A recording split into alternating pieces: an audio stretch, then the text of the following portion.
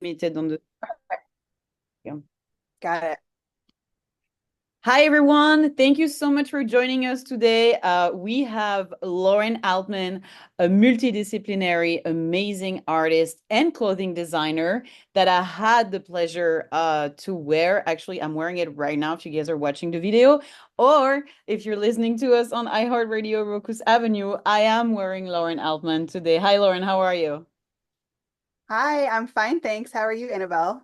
I'm doing so good. Thank you so much for taking the time. As you know, I'm such a huge fan of your work, so I'm so happy you're here with us. So actually we met online. It's a very funny story. Mhm. It's a very 2024 story. So we actually met online because I was looking for colorful, happy, 100% upcycled brands for one of my episodes of Tell Me Mode about flower power, about prints and happy designs in general, and I found you online. So that's how you guys, if you want to check the YouTube page, you'll see in the episode called Flower Power, there's a minute dedicated to Lauren's work. And so I was wearing you, really love your pieces, and now we talk on a regular basis. So I wanted to ask you, can you introduce yourself a little bit because you do something super special, and I really love it. Oh, thank you so much, Annabelle. Yeah, I absolutely love the internet for moments like where I, connect with amazing, fierce individuals like you. So, yeah, I'm so glad that we were able to cross paths and that you got to feature my pieces and in your story in Grazia. That was incredible. And yeah, so a little bit about me. I'm a multidisciplinary artist. I've had a studio art practice for, I don't know, like 15 years now. Time really flies when you live in New York. But yeah, I have a studio practice based in Williamsburg, and I've always been really interested in clothing as a material, as a subject. It's always been in my work. I do collages and mixed media tapestries and paintings using clothes. I also use a lot of I like to kind of showcase the life cycle of materials in my work, using motifs like flowers, which is perfect for the flower power feature that you did. But yeah, I use these flower kind of motifs, and then I represent the life cycles of materials using natural dyes like indigo or madder root or like beets or, spices in the kitchen. I also make composted paper. That was a practice I started during the pandemic when we were in lockdown and I couldn't go to my studio. So I started I had turned my kitchen into my art studio. And I was like, what do I have in the kitchen? What Well, can I use to right. create? Yes. And yeah, so in addition to cooking, which is a creative outlet for me, Uh-huh. I also started using my compost to make paper, and I make one sheet of paper a day. That was my challenge for myself. And now those papers kind of go into these mixed media um, paintings. And another thing I started during the pandemic was my upcycled fashion line. Again, because of limitations of COVID, I couldn't, I was looking for inspiration in my apartment and I was pulling out old clothes, old jumpsuits, jackets, things that I could paint on and embroider. And so I started making these wearable works of art and they were very fun, very colorful. I was using tie-dye kits like you would get for a kid, and tie-dye on the roof of my building.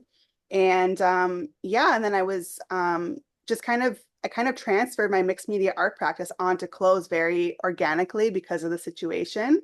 And then, yeah, fast forward when the lockdown ended, I started collaborating with different stores and brands in New York and discovered that there was a huge upcycling and sustainable fashion community here that I could tap into. I sold my pieces at places like Art to Wear and The Canvas. And yeah, and I just it kind of just continued from there. So I guess I can stop there. I know you had some other Mhm. questions, but yeah, that's a little bit about me at this point. Perfect. Thank you for the introduction. I mean, I think like now Yeah. everybody understands. So you guys check out Lauren Altman if you're in New York. She has a studio in Brooklyn, and she sold in several stores there. Upcycling is something that's super important to me as being a sustainable fashion journalist, and I think that it's super interesting because you really have evolved in a like crazy, like tremendous way, like totally skyrocketed this year because this year you had so Yes. many projects. So we're not gonna, Yeah. like tell everything because we need to keep a little mystery for people that are listening to us. However, I feel like we really got to talk about this Coachella project, right? Oh yeah. Yeah. Yes. So you guys know what Coachella is. Since you're all listening to Rocus Avenue, you're probably all music fans. Coachella is the major music festival on the West Coast. It's in the desert. And this year, Lauren had to partner with Coca-Cola for an upcycling capsule collection. So tell us more about this. It was in a ranch, right? It was in the most dreamy environment. Yeah, it was this huge horse ranch. Mhm. And yeah, it was this collaboration that happened, very last minute, like a couple of weeks before Coachella, as things usually do happen that way. And we talked about how I could upcycle some of Coca-Cola's merch that was just in some storage lockers, in California that they wanted to do something with, and also I kind of transform this ranch into an upcycled garden oasis. So I had, so I was like, okay, this is an interesting challenge, like upcycled garden, but make it fashion, right? So, So cool. And very um, country. I, Country is very 2024 as well. yeah, wow, it was really country because, yeah, I use this, traditional Coca-Cola t-shirt, red t-shirt kind of look, and I made cowboy hats, like bedazzled cowboy hats. I just transformed these old t-shirts into this like fashion statement. Um, for people to wear, try on. And I also made these really cool backdrops with my name printed on them. My husband he has a merch company in Williamsburg. Nice.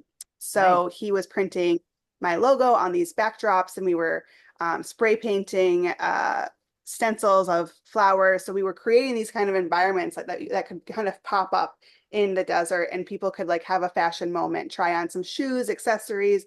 I also had this collection. It was called the Hearts Collection. It was very Coca-Cola, went perfectly with all of the cowboy hats and things. And but yeah, my favorite part was making these flowers, this desert oasis out of Coca-Cola products. So Coca-Cola shipped me like so many recycled discarded Coke cans Yes. and vitamin water, smart water cans. Mhm. And I took them apart and I made them into roses and different flowers and, cacti that you would find in the Mojave Desert, I think it is, or the Yes. desert that the ranch is in.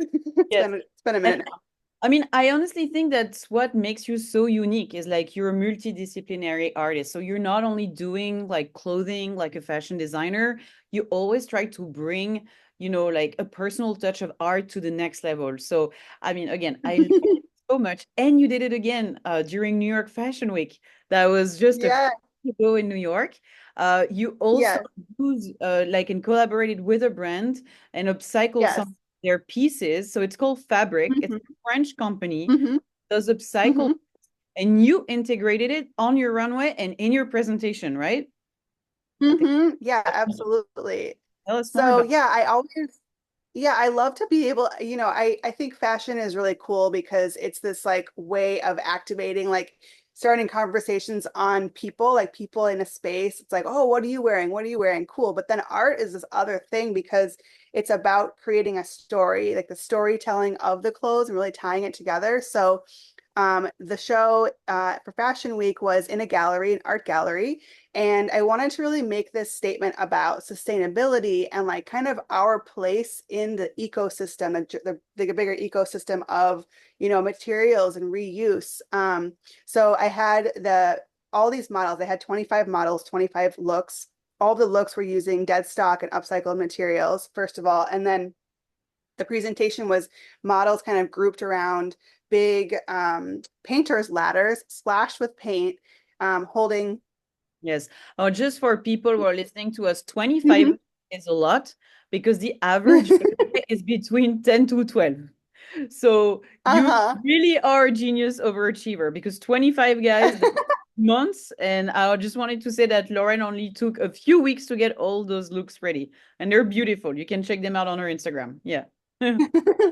Yes, Thank you. Yeah. really. Well, one of the cool things about my collection is it's seasonless. So, pieces that I worked on from like a year ago, year and a half ago, I bring them back into Yeah. these presentations and try to re-present them so that like my pieces are always fresh. It's never like, oh, that was last season. It's like, no, you can still buy this piece. It's still available and it's still cool. I don't care about the trend, you know what I mean?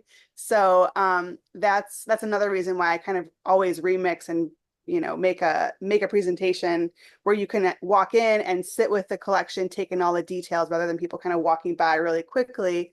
Um, and yeah, so for this collection, people were standing on ladders, holding paintbrushes, and holding these bricks. So the bricks was like the connective thread of the whole show, and we collaborated with Fabric. Fabric uses discarded clothes, and they have a special methodology for making the clothes into like building bricks. So Yes. they build spaces and interior design, furniture. And so she had some dead stock samples of her bricks that she gifted to me for my show. So it was like another kind of full circle moment. And yeah, so the models were kind of like, handing them to each other, kind of collaborating, like working together to showcase this collection with these materials that's about like, collaboration and, innovation, like really like uh, opening the curtain on like what, a circular fashion line can look like and how creative it can be. Yes. It doesn't have to be like boring or kind of, murky. Like we don't understand what this is, what it looks like. Like it looks like this. So that was the concept, and it was so cool to work with fabric. Not only that, but it was a really successful evening, as I've heard that you had a few celebrity models and a few celebrities. Hmm. Yeah, the assistants. Can you Yes. tell us more about that? Because you chose people that were Yeah. also very focused on inclusivity within the cast, right? Hmm. Yes. Yes. Yes. So actually, it was cool. We talked about Coachella because one of the influencers from the Coachella event, so that party was for influencers. It was an invite only VIP party that Coca-Cola threw, and one of the influencers was this amazing person named Kanya Sesser, and she is wheelchair bound. She doesn't have legs. And she's a really amazing skateboarder. I think she has the Guinness Book of World Records for holding a handstand on her head, I think I remember. Wow. And she's a Paralympian. She's incredible. And I just loved when I saw her at Coachella. Like she's just so like confident and like she's a muse for me. Like someone who's like, I wear what I want to wear. I know how to express myself. Like, give me that cowboy hat. And So she's when I super found out she pretty was too. going to be Super beautiful. yeah. So when I found out she was going to be in New York for Fashion Week, I was like, "Can you be in my show?" And she was like, "Absolutely." So she was in the show alongside another kind of fashion icon, Lauren Ozersky, who used to have a cable TV show called Behind the Velvet Rope, and it was before my time, but it was about making the world of fashion accessible to people. So she would interview different designers and ask them what they're doing and showing like general public on cable TV about fashion. And then we had who else did I have?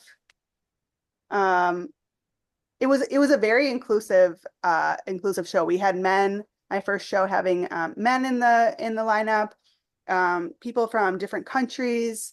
Um, yeah, I think, sustainability isn't just about upcycled clothing, but it's also about inclusivity and, plus size models, people of color, women, people different abilities. So I really wanted to showcase that, and it was so cool. It was amazing. And People thank loved it. Yeah, thank you for doing so because I believe that also, so many people say, "Oh, I'm like sustainable and inclusive," but inclusive, what does it mean? Inclusive, it's like making sizes for every person. It's not like just size 0, 2, and 4. It's really going Hmm. up to like 2024. You do that. You also do custom pieces. You do pieces for men. Hmm. Also have shoes and bags and accessories. Hmm. So Hmm. Coachella event was a great example, but you do have accessories as well.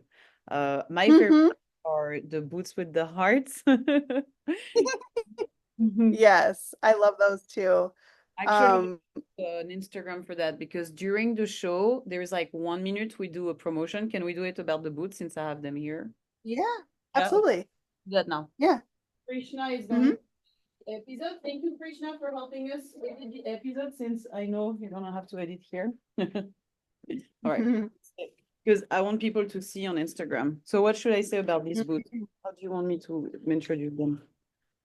So these are vegan leather. They're hand painted and they have a puffer heart applique. Uh, Oh, wait. they were part of Okay. No, I'm just gonna. Hey guys, so this week I'm receiving Lauren Altman. Hey Lauren, how are you?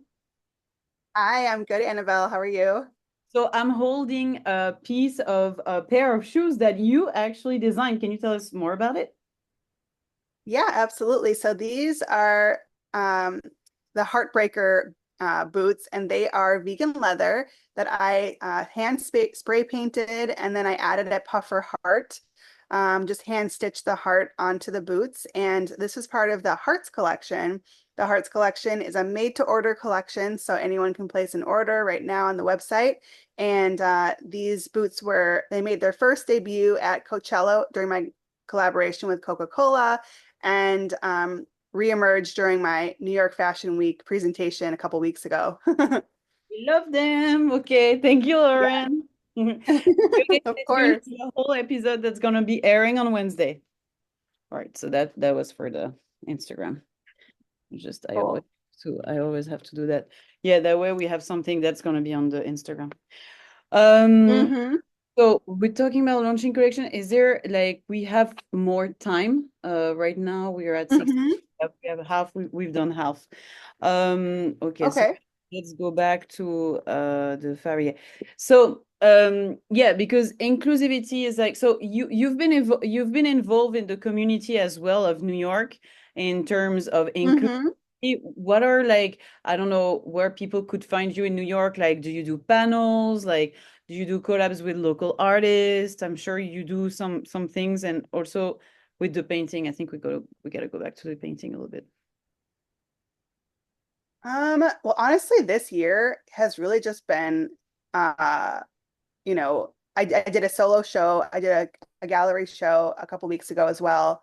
I did a collaboration with Coca-Cola.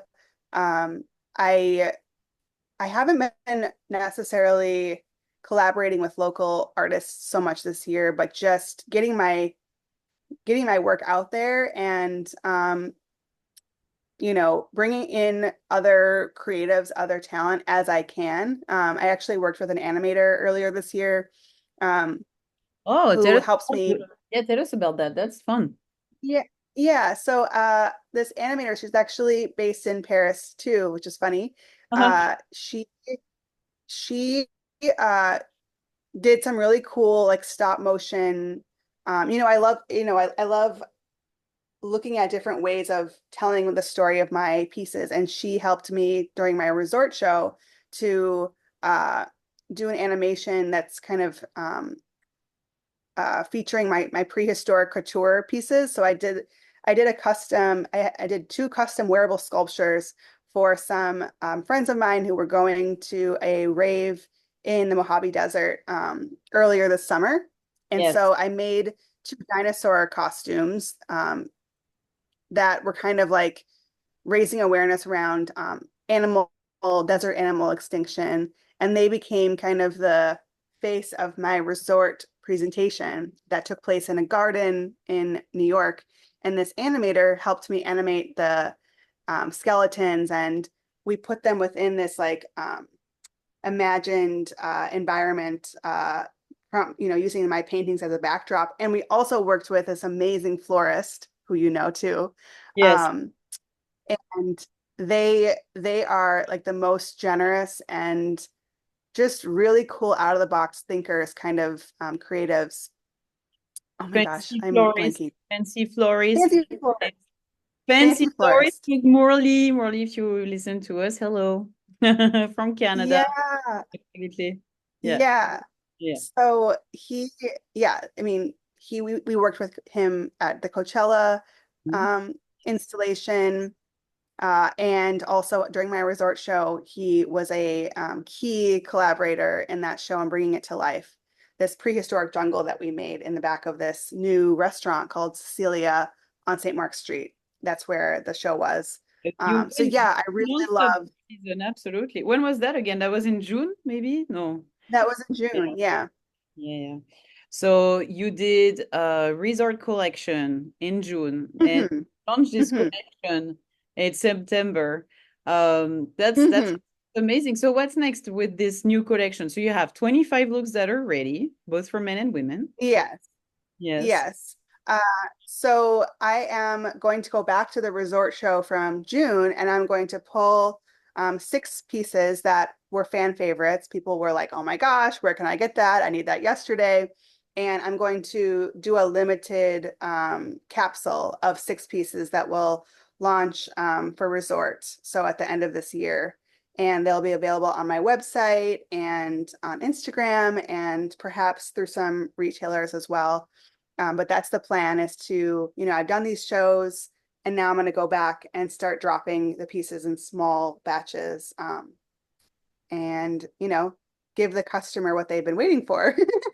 Yes, because on top of that, you've also collaborated with an illustrator with this collection. So, Yes, yes, yes. and you That's true. can I did. explain what's his name again? So I collaborated with an illustrator named Jeffrey Fulvinari. Fulvimari. I hope you can edit that. Jeffrey Fulvinari. Yeah, I can get started. So you've been working also with another illustrator for this new collection, right? Yes, yes. He's amazing. His name is Jeffrey Fulminari. I'm sorry. I don't know what's happening. So it's okay. All good, okay. Fulvimari. Jeffrey We don't have Fulvimari. to Okay, ask mention me one him. more. I thought it was nice to name drop him, but don't worry. Yeah, yeah. You don't have to. Let's try one more time. So you've been also working with this illustrator for this new illustrator, right? For this new collection. Can you tell us, I think he worked with Madonna. He's like an all-star studded Yeah. illustrator, correct? Yeah. Yeah, yeah. So his name is Jeffrey Fulvimari, and he is an incredible illustrator. He's worked with Celine and Louis Vuitton and Victoria Beckham, and what I love about his work is that he's just very playful. He understands, the colorful, universe that is fine art, and I connected with him through at my showroom in New York who has worked with them on a number of projects. And they were like, hey, would you create a digital runway show that could go with Lauren's show for September?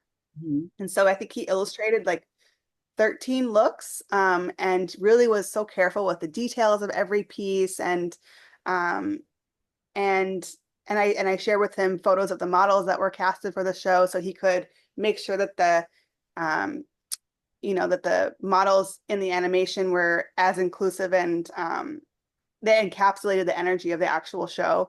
So yeah, so it was really cool to work with him and I can't wait to do a lookbook with him and uh, see what else we can do with his amazing art that he made.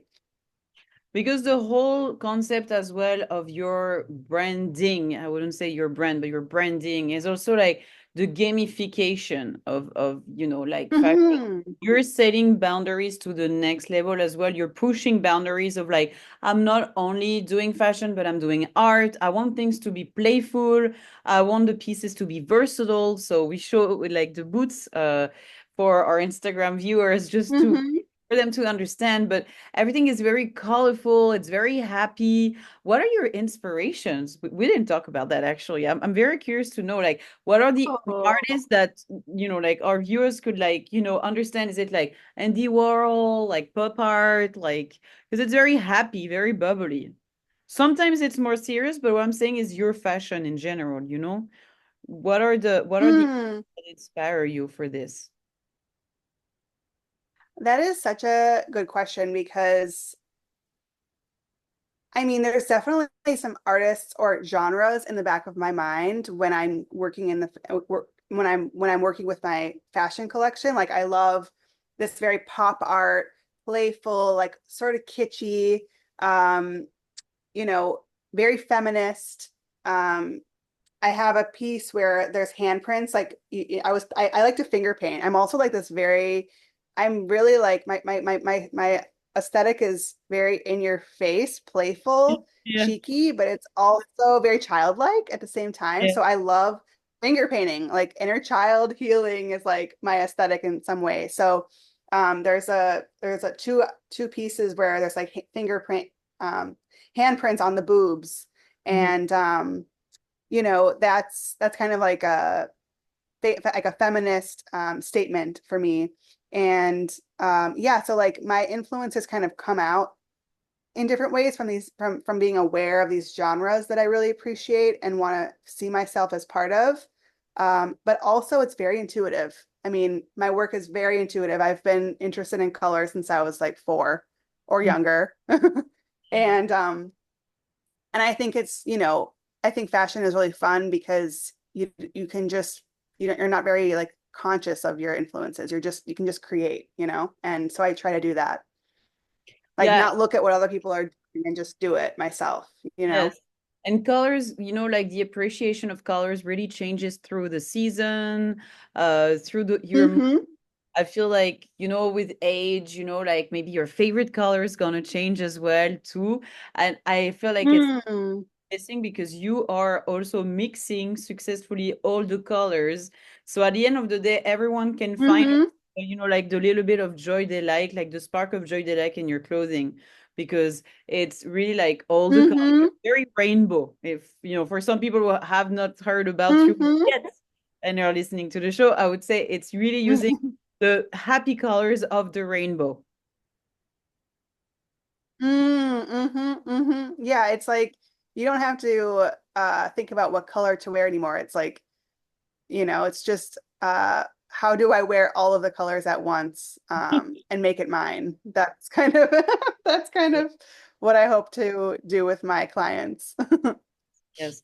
And you do custom pieces. So the prehistorical pieces was an example. Um, but Hmm. also I wanted to share something a little bit personal, but you recently got married and you did your own dress. Yes, yes, Congratulations. that is a good point. Yes. Thank you. So, Thanks. so yeah, tell me a little bit about your wedding dress. Yeah, so actually that was the one of the hardest projects that I have worked on recently because um I like to make things that go out in the world, but when I have to think about like the challenge of thinking about, well, what do I want my dress to represent for me? It was actually really challenging, especially because I didn't ever really envision like what do I want my wedding to look like or what kind of dress I would want to wear. I never was that kind of person, but I knew that I always wanted to upcycle my mom's wedding dress. Yeah. My mom she held on to her wedding dress forever and I it was just a dream of mine that if I ever got married I would do something with her dress and, and so figuring out how to incorporate her dress, she got married in January in the 70s, very simple silhouette, very elegant but super minimal, and to Yeah. figure out how to rework that into my style, I had to go through so many different iterations. I draped and I redraped. I draped, I redraped. I took this fabric on, I put it off. I used the top bodice and then used the skirt. And then like it came together at the end because my sister's mother-in-law, she has all these like amazing skills. One of them is she knows how to work on wedding dresses, particularly. She's a nurse, but like she just knows basic sewing. She grew up in the Dominican Republic and she was taught these things. And anyway, she was like, okay, let me look at this thing because I wanted to put all of the bells and whistles on it. And she was like, let's pare it back. Like, what's the skirt going to be? Like, how does it talk? How does it showcase you as the bride, not the clothes? Like, you have to be wearing Yes. the clothes can't wear you.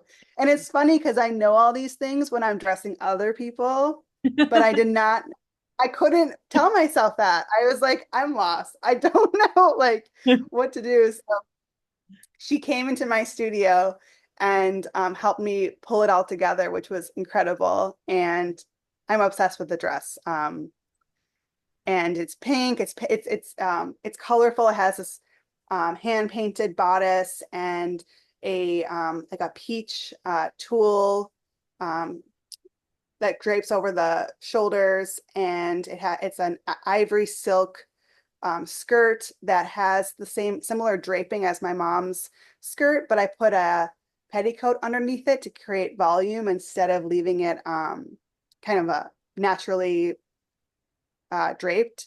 I Okay. think that the word is they're called godotts. You don't see the godotts because I have the petticoat that kind of makes it full instead. Okay. So yeah, it was a cool journey. It took me several weeks and tries, but It's only just another wedding dress wonderful are difficult. example of your expertise in fashion. Seriously. Like What'd you say? it's just another example of your wonderful expertise in fashion. It's beautiful what you did. I love it. So unique and it's a piece of art, just like everything you create. So thank you for sharing your Thank story. That was you. very inspiring, Lauren. Yeah, absolutely. And I guess like in all of these things, you were asking me, about my collaborations, and I think it's important to say that you know, as an artist, I developed the skills of working on my own and being kind of self-focused on my paintings or my installations, or developing my own vision. It was very like one-to-one experience, but the fashion world is very collaborative because everyone has their own set of skills, and I am an artist by trade. Like that's my skill set. So I work with a lot of different people who have different expertise for the different projects I work on. I've had two really amazing designers with me from FIT who helped me with, pattern making and like the technical side of executing my vision.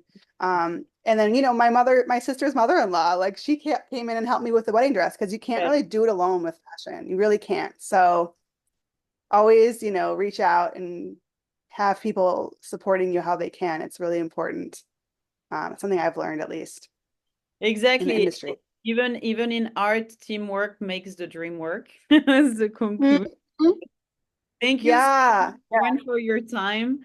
Uh, Guys, really make sure to check out Lauren's work. I'll put all the information on the Instagram, and this will be available on replay on the podcast Apple app as per usual. Thank you so much for listening to us today, and see you next week for another episode of Tell Me Mode. Bye. Okay, it's done. So now Okay, cool. we can stop recording.